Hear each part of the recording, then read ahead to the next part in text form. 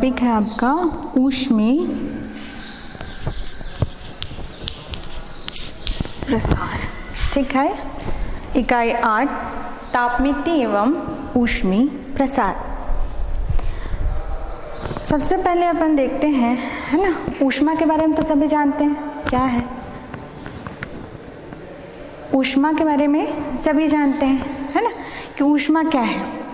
ठीक है, दैनिक जीवन में देखते हैं, कभी हमें गर्माहट का अनुभव होता है, कभी हमें कोई चीज़ ठंडी लगती है, तो इसका कारण क्या है। ठीक, तो प्रत्येक इस पृथ्वी में जितने भी पदार्थ है ना, उसमें क्या ऊष्मा निहित होती है ना। जहाँ भी आपको गर्माहट या शीतलता का अनुभव होता है, वहाँ क्या होता है, ऊष्मा होता है। ठीक है, तो ऊष्मा, इसका अगर अपन आणविक सिद्धांत से अगर बात करें, है ना, तो प्रत्येक जो पदार्थ है वो किससे मिलकर बना होता है, अणुओं से, है ना, किससे मिलकर बनता है, अणुओं से। ठीक है, और प्रत्येक अणु क्या है, अनियमित गति करते रहता है। ठीक है, मतलब उसमें क्या उपस्थित है, गतिज ऊर्जा। ठीक है, गतिज ऊर्जा प्लस क्या, स्थितिज ऊर्जा प्रत्येक पदार्थ में होता है, गतिज ऊर्जा और स्थितिज ऊर्जा। ठीक है, तो जो अणुओं की अनियमित गति है उसके कारण जो गतिज ऊर्जा उत्पन्न हुई है वही क्या है, ऊष्मीय ऊर्जा की माप है। मतलब गतिज ऊर्जा अधिक होगी तो ऊष्मीय ऊर्जा क्या होगी, अधिक होगी, यदि कम होगी तो ऊष्मीय ऊर्जा कम होगी। ठीक है, एक प्रकार से अगर दूसरे अगर परिभाषा देखें इसकी, तो इस प्रकार से भी हो सकता है। अपन देखते हैं जैसे कि आप गर्म पानी को रखें और ठंडे पानी को रखें। ठीक है, दोनों को कनेक्ट कर दिए। ठीक, तो ताप का प्रसार किधर से किधर होगा, किधर से किधर जाएगा, गर्म से ठंडे की ओर। और ये कब तक चलेगा, ताप मतलब ऊष्मा का स्थानांतरण कब तक चलेगा, जब तक दोनों का ताप क्या ना हो जाए, बराबर ना हो जाए। ठीक है, तो ये जो ऊष्मा का स्थानांतरण गर्म से ठंडी की ओर जो जा रहा है ना, तो एक प्रकार से क्या बता रहा है, ऊष्मा का जो स्थानांतरण हो रहा है वही क्या है, इसमें ऊष्मीय ऊर्जा को बता रहा है। ऊर्जा का स्थानांतरण हो रहा है एक जगह से दूसरे जगह, यही क्या है, आपका ऊष्मीय ऊर्जा है। ठीक है, तो ये आपका हो गया ऊष्मीय ऊर्जा की परिभाषा। एक प्रकार से कि जो अणुओं की औसत गतिज ऊर्जा है उसकी माप ही आपकी क्या कहलाएगी, ऊष्मीय ऊर्जा कहलाएगी। ठीक है, आगे अपन इसका मात्रक देखते हैं, ऊष्मा का मात्रक।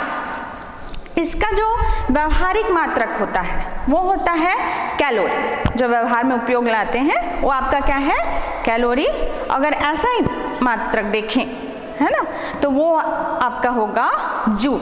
दो प्रकार का मात्रक, पहला क्या है आपका व्यवहारिक मात्रक कैलोरी और दूसरा आपका है जूल। ठीक है, तो ये है आपका कैलोरी की परिभाषा। किस प्रकार से लेंगे, जैसे 1 ग्राम जल को 1 अंश सेंटीग्रेड तक बढ़ाने में जो ऊष्मा है यूज हो रही है, ऊष्मा की जो मात्रा है वही क्या कहलाती है, आपकी 1 कैलोरी कहलाती है। ठीक है, तो ये है आपकी कैलोरी की परिभाषा।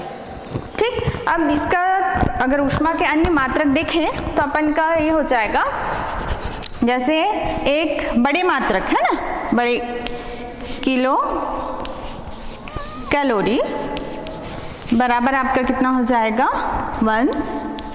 1000 कैलोरी। ठीक है, 1 किलो कैलोरी बराबर होता है 1000 कैलोरी।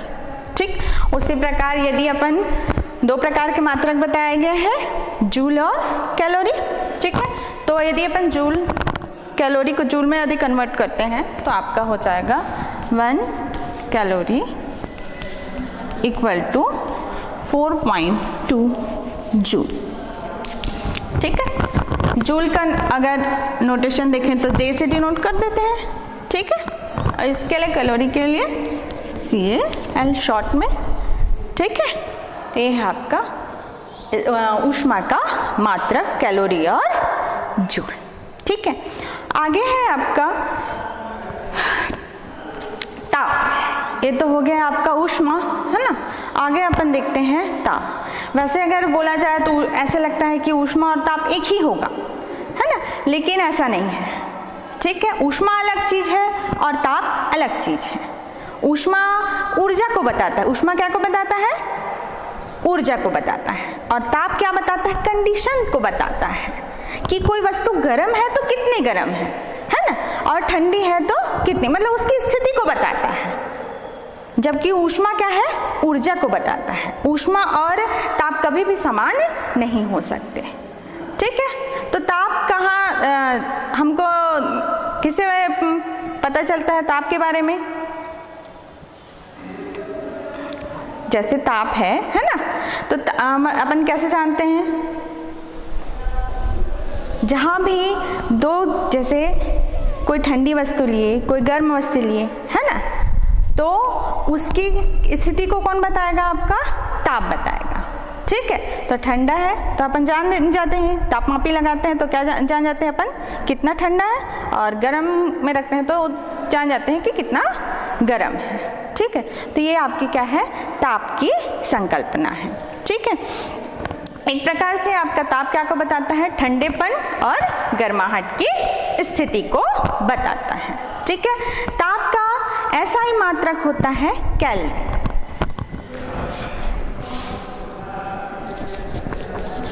ताप का ऐसा ही मात्रक है आपका केल्विन, इसको अपन के से डिनोट करते हैं, ठीक है। ये है आपका ताप का ऐसा ही मात्रक केल्विन, ठीक है। इसी आधार पर ताप किसी के गर्माहट या ठंडेपन को मापन के लिए, है ना, तापमापी का इन्वेंशन किया गया है, ठीक है। तो अपन देखते हैं तापमापी क्या है। तापमापी क्या है,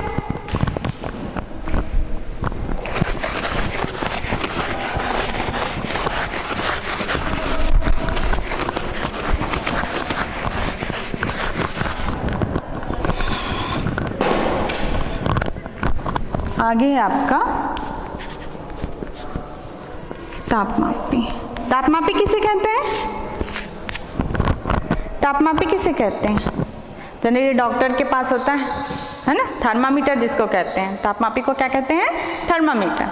तो डॉक्टर यूज करते हैं, बुखार आता है तो अपन क्या करते हैं, उसका टेम्परेचर नोट करने के लिए कितना है बुखार, उसके लिए अपन तापमापी का यूज करते हैं, है ना।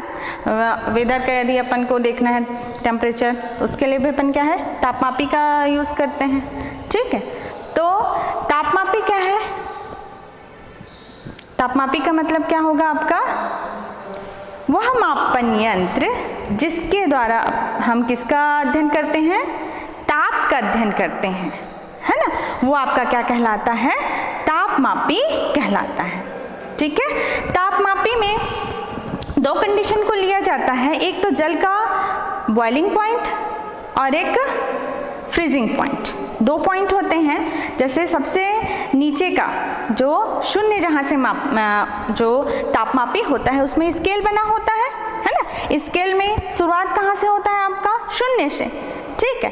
तो शून्य किसको लेकर निर्धारित किया गया है, जल के हिमांक को, ठीक है। जल का हिमांक निचला पॉइंट जिसको अपन क्या कहते हैं, हिमांक या अधोबिंदु कहते हैं, क्या कहते हैं, अधोबिंदु।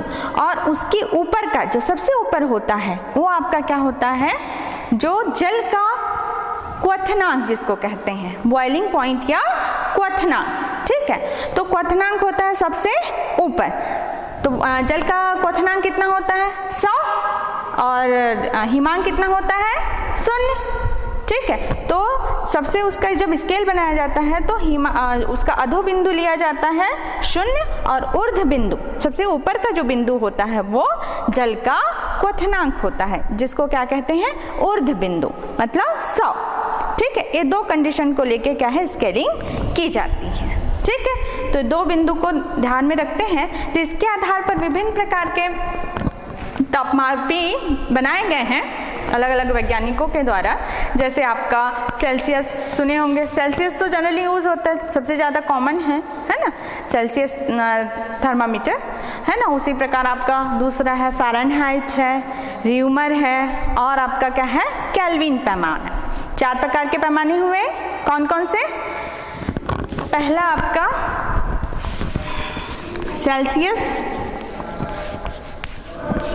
सेल्सियस पैमाना,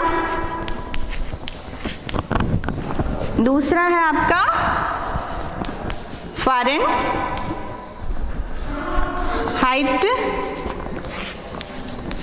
पैमाना, तीसरा र्यूमर पैमाना, चौथा है आपका केल्विन पैमाना। केल्विन पैमाना, ठीक है। 4 प्रकार के पैमाने बनाए गए हैं। सेल्सियस पैमाना, सेल्सियस, दूसरा फ़ारेनहाइट पैमाना, तीसरा है र्यूमर पैमाना, और चौथा है आपका केल्विन पैमाना, ठीक है। तो आपका जो सेल्सियस, पहला है आपका सेल्सियस पैमाना, ठीक है। तो ये जो चारों सेल्सियस, फ़ारेनहाइट, र्यूमर या केल्विन, ये चारों वैज्ञानिकों के नाम पर रखे गए हैं पैमाने, ठीक है। जो तापमापी हैं, चारों तापमापी, उनके किसके नाम पे रखा गया है? वैज्ञानिक के नाम पर, ठीक है। जैसे सेल्सियस पैमाना, सेल्सियस नामक जो वैज्ञानिक थे उनके नाम पर सेल्सियस पैमाना रखा गया है। इसका जो निचला पॉइंट होता है ना, मतलब कौन सा बिंदु? अधो बिंदु, है ना, वो आपका होता है 0, और ऊपर में इस प्रकार डिग्री अंश का बिंदु लगाते हैं और C लिखते हैं। C सेल्सियस को डिनोट करता है, ठीक है। तो 0 अंश सेंटीग्रेड, ठीक है। ये आपका कौन सा बिंदु हो गया? अधो बिंदु। और ऊर्ध्व बिंदु जो होता है वो कितना होगा? जल का क्वथनांक कितना होगा?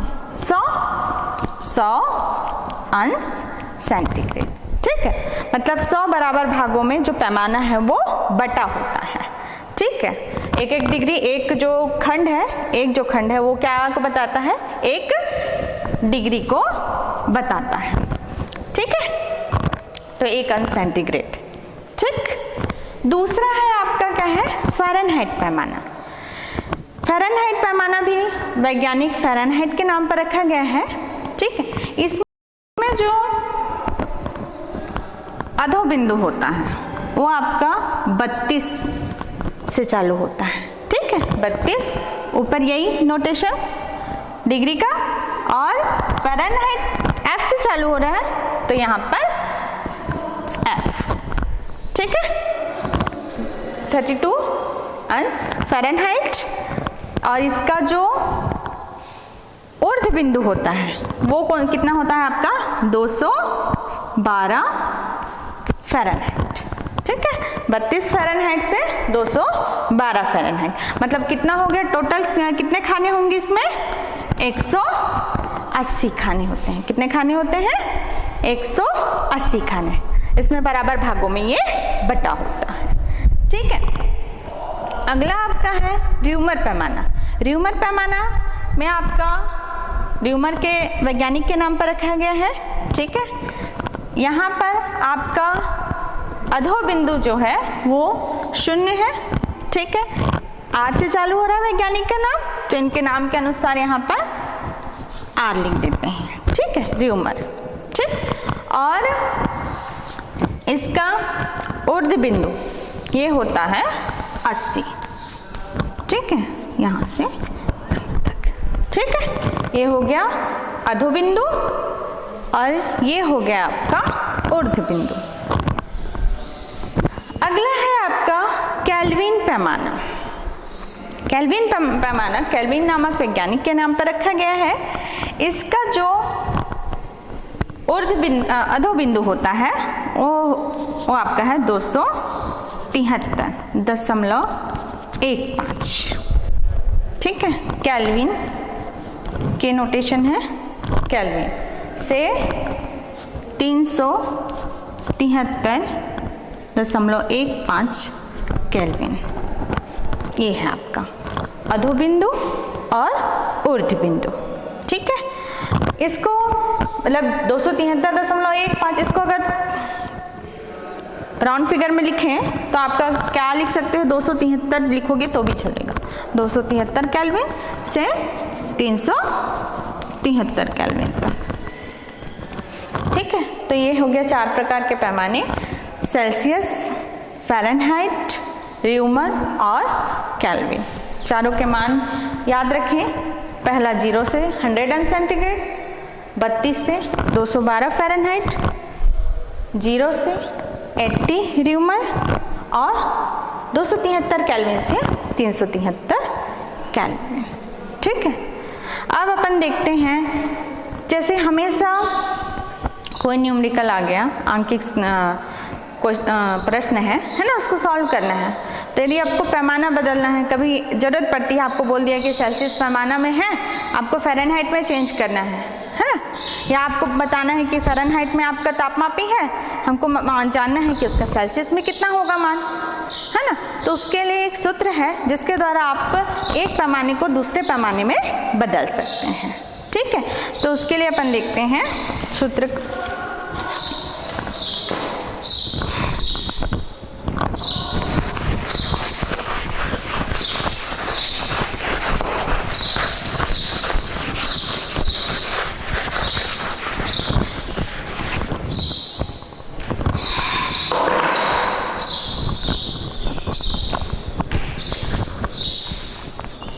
एक पैमाने के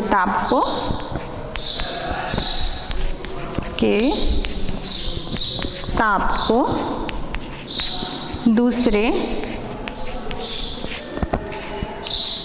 पैमाने में रूपांतरित करना।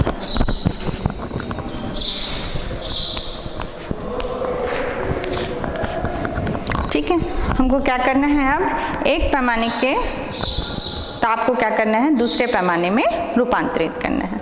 तो इसके लिए सूत्र है, एक पैमाने का ताप ऋण अधोबिंदु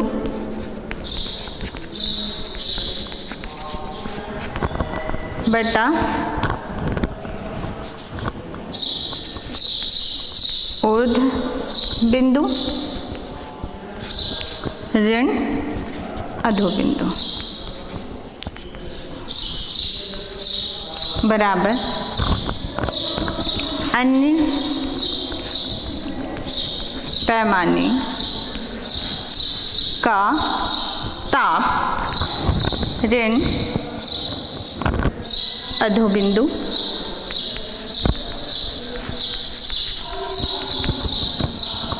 बटा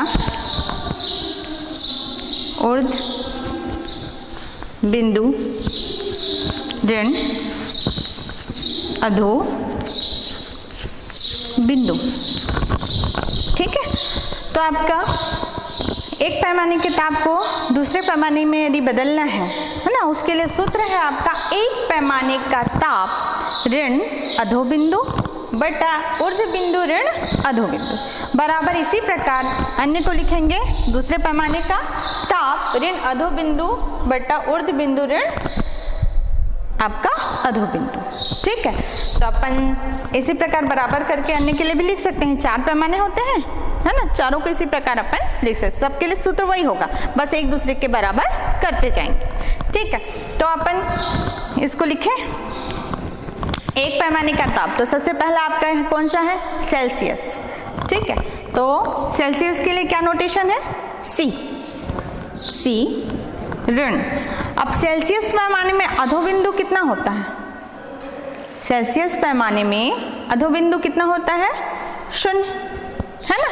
तो अधोबिंदु की जगह क्या आ जाएगा आपका 0, ठीक, बटा ऊर्ध्व बिंदु। आपका ऊर्ध्व बिंदु कितना होता है, 100। ठीक है, तो आपका कितना हो जाएगा, 100 ऋण फिर अधोबिंदु 0। इसी प्रकार दूसरा कौन सा था? फ़ारेनहाइट। ठीक है, फ़ारेनहाइट में आपका उसका नोटेशन क्या है आपका? F। अधोबिंदु 32,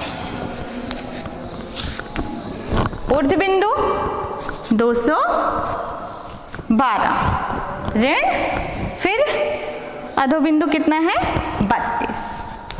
ठीक, अब इसी प्रकार तीसरा पैमाना कौन सा था आपका? र्यूमर पैमाना। ठीक है, र्यूमर पैमाने के लिए नोटेशन कितना है आपका? R। ऋण उसका अधोबिंदु कितना होता है? 0। ऊर्ध्वबिंदु 80, ऋण 0। ठीक है, बराबर आपका चौथा जो पैमाना है वो कौन सा है आपका? केल्विन।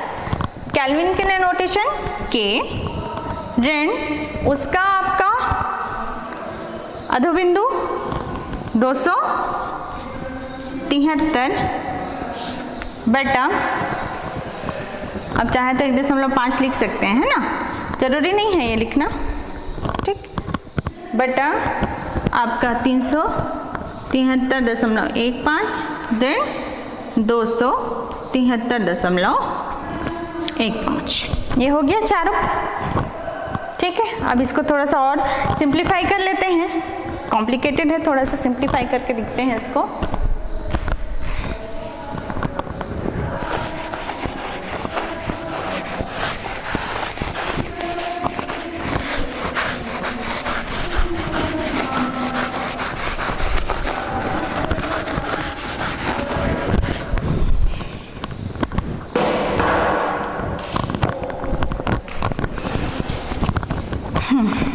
क्या हो गया अब यहाँ पे? C -0 C ही होगा बटा 100 बराबर F 32 बटा, यहाँ पर कितना हो जाएगा? इसको घटाओगे तो 180 बराबर R बटा 80 बराबर K 273.15 बटा, इन दोनों को घटाओगे तो कितना आएगा आपका? 100। तो ये आ गया 100। ठीक है, अब सभी में अपन 20 का गुणा कर देते हैं सभी पक्षों में, तो 20 से भाग दे देंगे इसका, कितना आ जाएगा? कितना आएगा? 20 से भाग देंगे 100 को तो कितना आएगा? 5 बार में जाएगा, 20 पंचे 100। इसी प्रकार ये आपका कितना जाएगा? 9।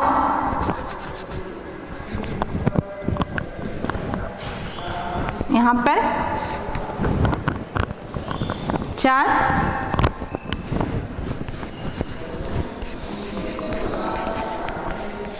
बटा, यहाँ पे भी कितना आ जाएगा? 5। ठीक है, तो ये हो गया आपका सिंप्लीफाई। तो ये है आपका सूत्र, एक पैमाने को दूसरे पैमाने में बदलने का सूत्र।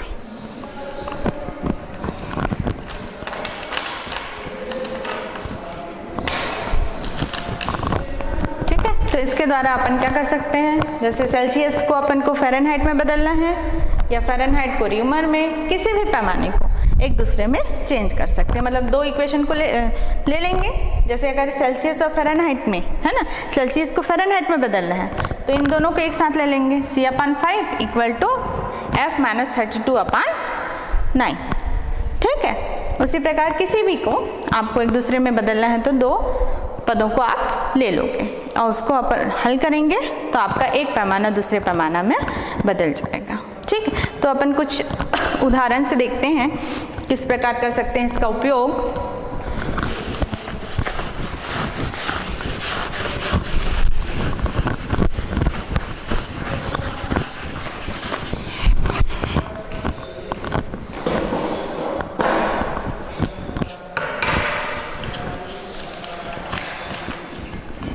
जैसे कि आपको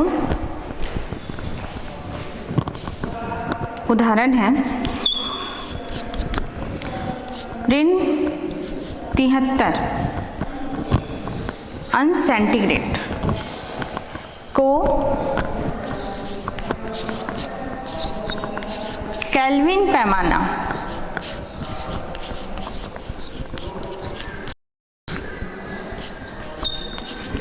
में बदलना है। ठीक है, तो किस प्रकार बदलेंगे? 73 है अंश सेंटीग्रेड, इसको आपको किस में बदलना है? केल्विन पैमाना में। ठीक है, तो आपका सेंटीग्रेड वाला ये है C/5 और केल्विन वाला ये है K-273.15/5। ठीक है, तो इस प्रकार से अगर इन दोनों समीकरणों को देखें तो अपन ये देखते हैं कि यदि सेंटीग्रेड को केल्विन में बदलना है तो क्या हो रहा है? 273 का योग होगा। मतलब इन दोनों को एक साथ लिखें तो किस प्रकार होगा?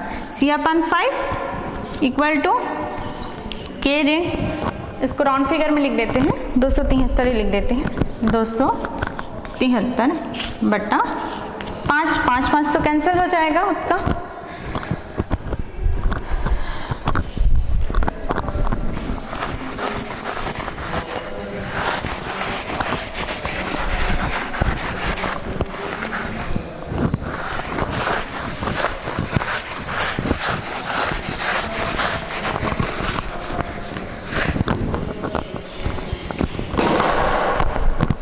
कितना हो जाएगा? C बराबर इस समीकरण में 5 दोनों तरफ है, कैंसिल हो जाएगा, = K 273।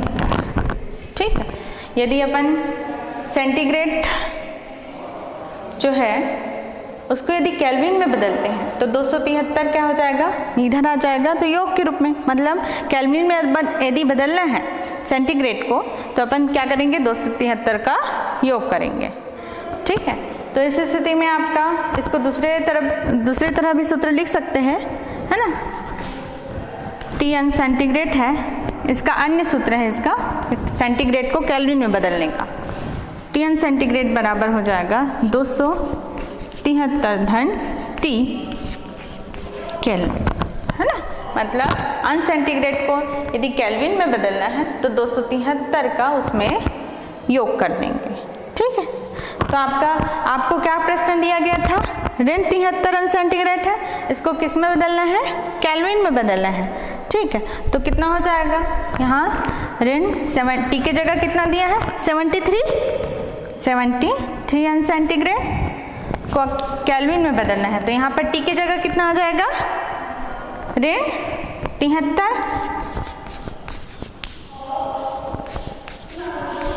केल्विन। तो आपका आएगा यहाँ पे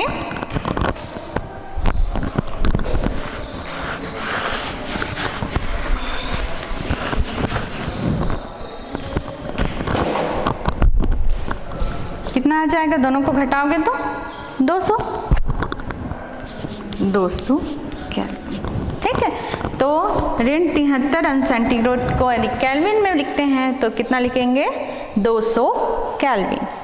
ठीक है, तो ये एक उदाहरण है आपका कि किस प्रकार सेंटीग्रेड को केल्विन में बदल रहे हैं। इसी प्रकार कोई भी क्वेश्चन हो आपको, इन जो फार्मूले लिखाए गए हैं, है ना, उनमें से किसी भी दो पदों को एक को यदि दूसरे में चेंज करना है ना, तो उन दो पदों को लेके अपन चेंज कर सकते हैं। ठीक है, तो इसी प्रकार अन्य आप सॉल्व कर सकते हैं। आगे है आपका इसी पर आधारित एक अन्य तापमापी जिसको कहते हैं प्रामाणिक हाइड्रोजन गैस तापमापी। ठीक है, तो अगला आपका टॉपिक है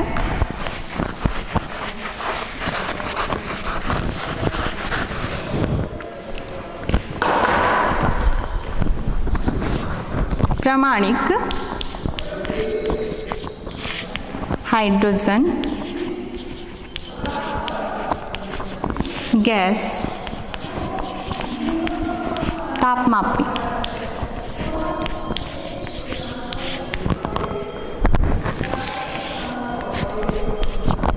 ठीक है, आपके 4 तापमापी तो मेन है ना। प्रमाणिक मतलब आप प्रमाणिक रूप में ही लोगे, इसका जनरल यूज नहीं है, ठीक है। मतलब अन्य तापमापी का जो स्केल बनाया जाता है, उसका जो स्केल बनाने के लिए अंकन जो किया जाता है ना, उसके लिए इसका यूज किया जाता है। हाइड्रोजन गैस है ना, तो इसमें क्या यूज हो रहा है आपका इस तापमापी में? हाइड्रोजन गैस, ठीक है। गैस का क्योंकि ऊष्मीय प्रसार इजली होता है, आसानी से होता है ना, तो उसकी गणना क्या है, आसानी से किया जा सकता है, ठीक है। तो ये है आपका प्रामाणिक हाइड्रोजन गैस तापमापी, ठीक है। इसका सिद्धांत किस सिद्धांत पे है?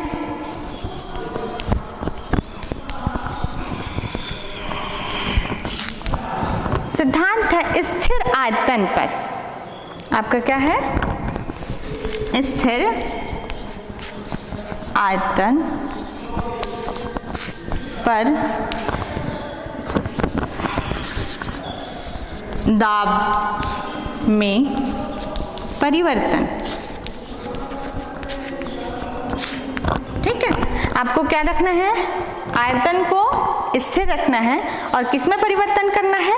दाब में परिवर्तन, ठीक है। तो इससे आधारित आप लोगों ने पिछला जो आपका चैप्टर है उसमें आप लोगों ने दाब का नियम पढ़ा होगा, है ना।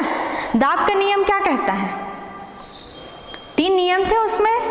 बॉयल का नियम है ना, उसके बाद आपका क्या है? चार्ल्स का नियम है, और तीसरा नियम था आपका दाब का नियम, जिसमें से आपका बॉयल का नियम किसके लिए था? स्थिर ताप के लिए था, है ना। दूसरा आपका चार्ल्स का नियम है, वो स्थिर दाब पर है, ठीक है। और तीसरा जो नियम है आपका दाब का नियम है, जो स्थिर आयतन पे दाब में परिवर्तन है, ठीक है। तो दाब का नियम क्या कहता है? यदि हम क्या करें, किसी भी गैस के आयतन को स्थिर रख के उसके निश्चित द्रव्यमान के ताप को 1 अंश सेंटीग्रेड यदि बढ़ाएं तो उसका दाब कितना बढ़ जाता है? 0 अंश सेंटीग्रेड का 1/273वां भाग बढ़ जाता है। कितना बढ़ जाता है? 0 अंश सेंटीग्रेड ताप पर जो दाब है ना, उसका 1/273वां भाग, 1/273वां भाग बढ़ जाता है, ठीक है। ये आपका क्या कहलाता है? दाब का नियम कहलाता है, ठीक है। इसी नियम पर इसमें आपका आधारित है प्रामाणिक हाइड्रोजन गैस तापमापी। इसमें आपको क्या करना है? आयतन को, गैस का जो आयतन है उसको क्या करना है? स्थिर रखना है, और किस में परिवर्तन करना है? दाब में परिवर्तन करना है। मतलब ताप बढ़ाते जाओगे तो किस में परिवर्तन होगा? आपका दाब में परिवर्तन होगा, ठीक है। तो ये आपका क्या कहलाता है? प्रामाणिक हाइड्रोजन गैस तापमापी। तो सबसे पहले इसका डायग्राम देखते हैं किस प्रकार का है।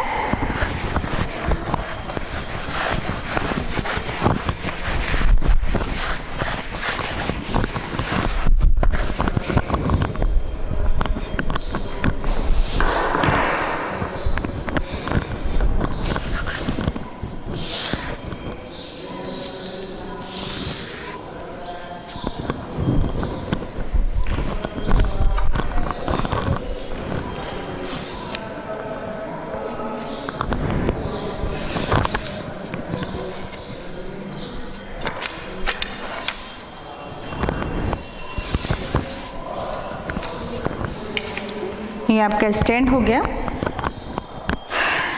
यहाँ पर 2 ट्यूब हैं।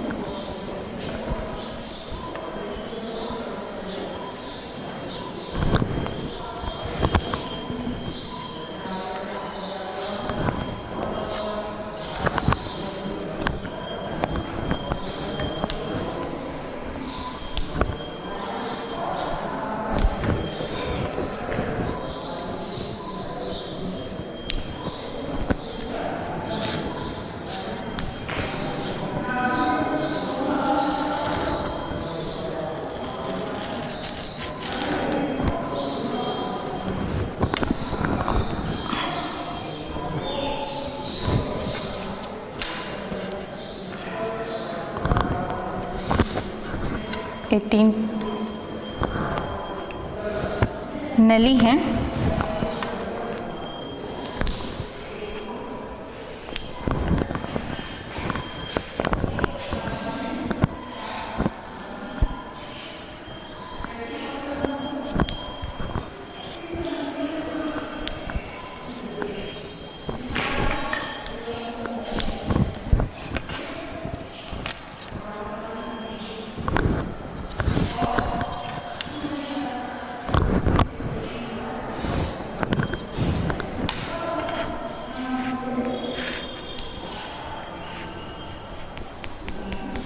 इस प्रकार के 3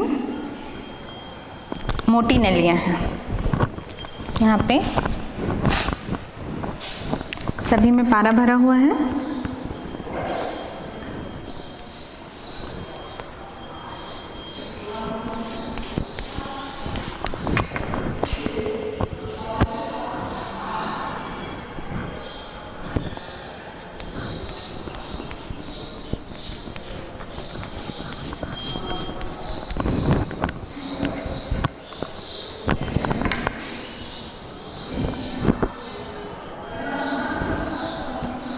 इस प्रकार से सभी में पारा भर देते हैं, सभी नलियों में। यहाँ पर एक संकेतक लगा हुआ है, स्केल बना हुआ।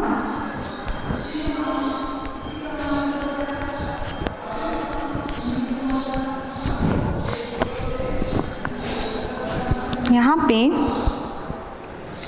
एक और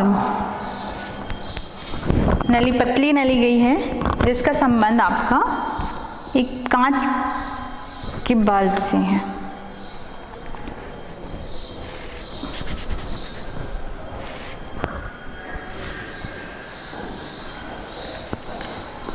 कांच का ये बल्ब है।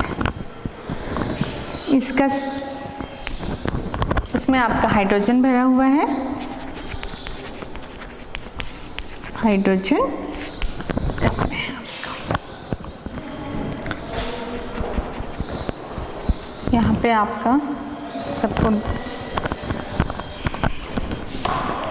जोड़ देते हैं।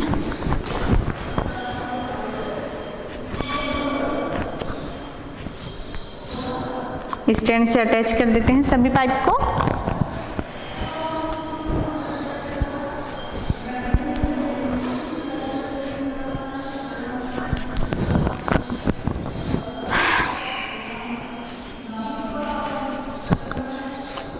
तीनों पाइप को अपने स्टैंड से अटैच कर दिए। यहाँ पर एक पतली सी पाइप और गई है।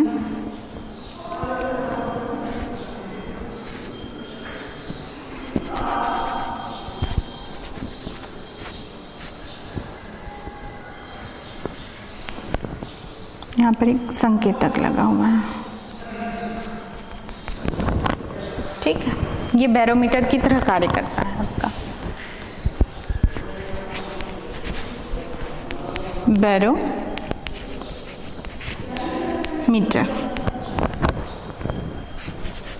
यहाँ पर हाइड्रोजन गैस ए, ये मोटी नली बी, तीसरी नली सी, ये डी और ये भाग आपका ई।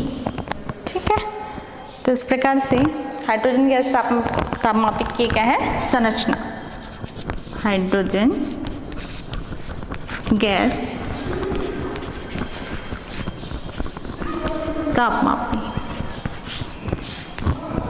यह आपका हाइड्रोजन गैस तापमापी। इसमें क्या है आपका, देख रहे हैं एक स्टैंड है, ये वाला भाग। यहाँ पर एक बल्ब नुमा यहाँ कांच का है, जिसमें हाइड्रोजन गैस भरा हुआ है। यहाँ पर एक और चीज़ है, संकेतक। यहाँ पर एक संकेतक लगा हुआ है। ठीक है, इसका संबंध एक पतली नली गई है, यहाँ पर एक मोटी नली क्या है बी, यहाँ पर आपका एक संकेतक लगा हुआ है पी। ठीक है, ये संकेतक इस बात को बताएगा कि आपका जो गैस का आयतन है वो स्थिर है कि नहीं, है ना। मतलब संकेतक से अगर ऊपर चला गया तो उस समय क्या हो जाएगा, आयतन अलग हो जाएगा। तो इसको अपन देख के समझ जाएंगे कि आयतन स्थिर है कि नहीं। अगर नहीं है तो उसको अपन इस इंस्ट्रूमेंट को एडजस्ट करके फिर से उसका आयतन को क्या कर लेंगे, स्थिर कर लेंगे। ठीक है, तो यहाँ पर एक संकेतक P लगा हुआ है। इसका संबंध दूसरे नली C से है। C का आपका संबंध यहाँ पर E, यहाँ पर एक संकेतक लगा है, पतली पाइप E। ये क्या है, किसकी तरह काम करेगा, बैरोमीटर। बैरोमीटर आपका क्या है, दाब मापी, है ना। इसके द्वारा आप दाब का मापन कर सकते हैं। ठीक है, इसका संबंध एक और मोटी नली किससे है, आपका D से। ठीक है, तो ये इस प्रकार से आपकी तीन मेन नलियां हैं, B, C और आपका D। ठीक है, ये तो हो गई इसकी संरचना, हाइड्रोजन गैस दाब मापी की संरचना। अब आगे है आपका इसकी कार्यविधि। कार्यविधि में क्या होगा, सबसे पहले इसको जो हाइड्रोजन गैस वाला जो भरा हुआ जो बल्ब है उसको हम कहाँ पर रखेंगे, 0 सेंटीग्रेड वाले बर्फ में। किसके संपर्क में रखना है, बर्फ के संपर्क। ठीक है, तो बर्फ के संपर्क में रखेंगे और उस समय अपन देखेंगे कि आपका जो इसका B का जो आयतन है ना, ये पारा ऊपर नीचे चढ़ेगा। ठीक है, तो आपका जो इसका जो आयतन में कोई परिवर्तन हो रहा है कि नहीं, है ना, मतलब संकेतक में परिवर्तन हो रहा है कि नहीं। यदि हो रहा होगा, है ना, तो उस समय क्या करेंगे अपन, D को एडजस्ट करके, D को ऊपर नीचे करके इसको फिर संकेतक के बराबर ले आएंगे। ठीक है, उस समय देखेंगे कि E और जो B है दोनों के जो पारे के तल में कितना अंतर है ना। जो पारे के तल में अंतर होगा वही किसके बराबर होगा, 0 सेंटीग्रेड पर दाब P0 के बराबर होगा। ठीक है, पहला काम करेंगे ये। दूसरा अब आपको क्या काम करना है, 100 सेंटीग्रेड, मतलब जल का भाप, जो भाप होता है वो कितने अंश सेंटीग्रेड का होता है, 100 सेंटीग्रेड। तो इस बल्ब को किसके संपर्क में रखेंगे, किसके संपर्क में रखना है आपको, भाप के, है ना। तो भाप के संपर्क में रखेंगे तो फिर से इसमें परिवर्तन होगा, है ना। उसको फिर अपन क्या करेंगे, जो D वाला पाइप है उसके द्वारा अपन क्या करेंगे, एडजस्ट करेंगे। ठीक है, तो उस स्थिति में फिर से अपन नोट करेंगे E और B का लेवल, है ना, दोनों के लेवल में कितना अंतर है। ठीक है, यही अंतर आपका किसके बराबर होगा, 100 सेंटीग्रेड पर दाब कितना होगा, P100, है ना, मतलब 100 सेंटीग्रेड पर दाब P100। ठीक है, अब ये दो काम हो गया। पहला अपन कर दिए 0 सेंटीग्रेड पर दाब ले लिए और दूसरा अपन कर लिए 100 सेंटीग्रेड पर। ठीक है, अब अपन को क्या करना है, किसी अन्य जिसका हमको ताप नहीं मालूम है कितना ताप है ना, उस पदार्थ को अपन क्या करेंगे, इस बल्ब के संपर्क में रखेंगे। ठीक है, उस कंडीशन में मान लीजिए Tn सेंटीग्रेड है, अभी हमको ताप नहीं मालूम है ना, तो मान लीजिए कि उसका ताप कितना है, Tn सेंटीग्रेड है। उस स्थिति में हम इसका फिर से इसके लेवल में परिवर्तन होगा तो इसको अपन D से क्या फिर से एडजस्ट करेंगे। ठीक है, ऊपर नीचे करके। उस स्थिति में फिर से E और B का जो है लेवल में जो अंतर है उसको फिर से नोट करेंगे। ठीक है, तो वो आपका क्या होगा, Tn सेंटीग्रेड पर दाब P। ठीक है, तो आपको तीन चीजें नोट करना है, एक 0 सेंटीग्रेड पर दाब, दूसरा 100 सेंटीग्रेड पर दाब और तीसरा है आपका जो आपको नहीं मालूम जिसका ताप, उसका मान लीजिए उसका ताप Tn सेंटीग्रेड है तो Tn सेंटीग्रेड पर दाब। तो दाब तो पता चल जाएगा, भले ताप नहीं मालूम है पर दाब इसके द्वारा अपन पता लगा सकते हैं। ठीक है, तो इसके द्वारा ये तीनों चीजें अपन नोट कर लेंगे। फिर आपका इसका सूत्र है, आप लोगों ने दाब के नियम में सूत्र निकाला होगा, उसी के द्वारा अपन निकालेंगे।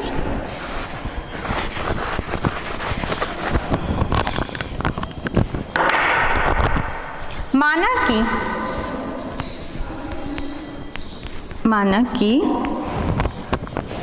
किसी निश्चित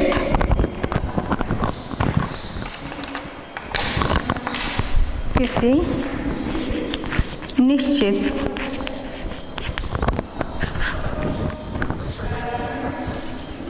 द्रव्यमान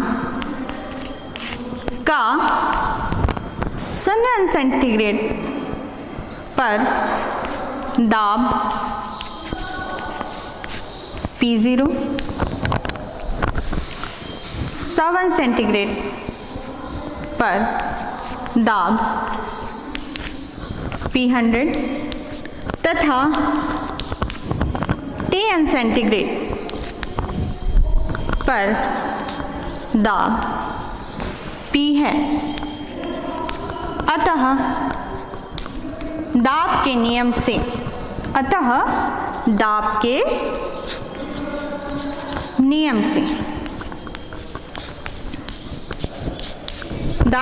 से सूत्र आपका होता है, उसमें आप लोगों ने देखा है ना, P100 equal to P0 1 plus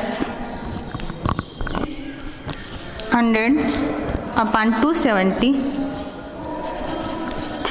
equation 1, ये हो गया इक्वेशन 1। इसी प्रकार इसको अगर P0 को इधर ले आए, है ना, इस समीकरण 1 में, तो आपका क्या हो जाएगा, P100 इधर आएगा तो प्लस है, माइनस हो जाएगा, P0 इक्वल टू 100 अंदर गुणा हो जाएगा P0 बटा 273, समीकरण 2। इसी प्रकार एक और संबंध निकाल लेंगे अज्ञात ताप, है ना, उसके लिए तो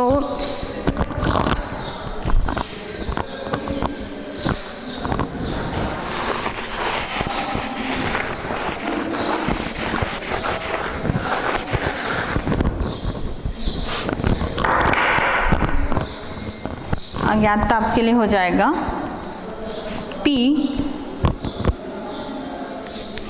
बराबर P0 1 प्लस, उसका ताप नहीं मालूम, इसका ताप मालूम था 100, इसलिए 100 लिखे यहाँ T के जगह, यहाँ T ही रखेंगे, T बटा 273। फिर से इसमें जिस प्रकार से किए हैं उसी प्रकार से इसमें भी करेंगे। P0 को इधर ले आइए, P minus P0 equal to, यहाँ अंदर गुणा हो जाएगा P0 का, तो आपका P0 T बटा 273, ये समीकरण कितना हो गया, 3, समीकरण 3। ठीक है, अब समीकरण 2 को 3 से भाग देने पर कितना हो जाएगा, समीकरण 2 को 3 से भाग देने पर दीजिए, भाग कितना होता है,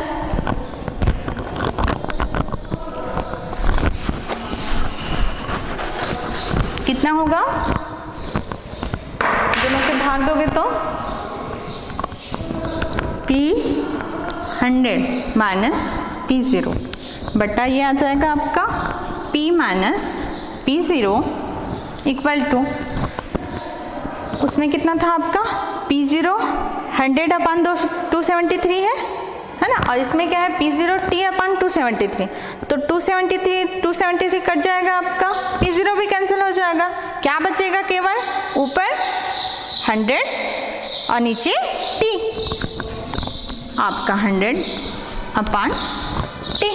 अब जिसका मान हमें निकालना है उसको एक साइड करेंगे, बाकी को दूसरे साइड।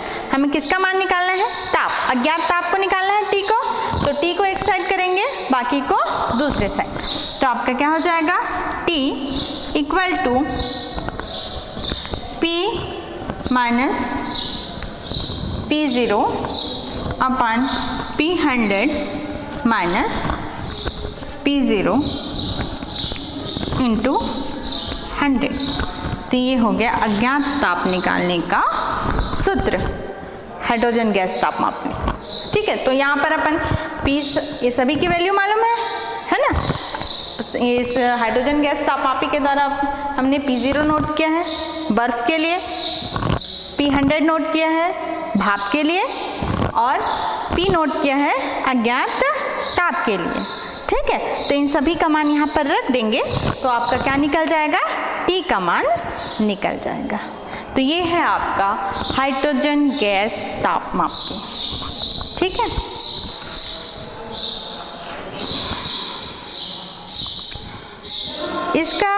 इसको प्रामाणिक हाइड्रोजन गैस तापमापी पहले ही बोल चुके हैं।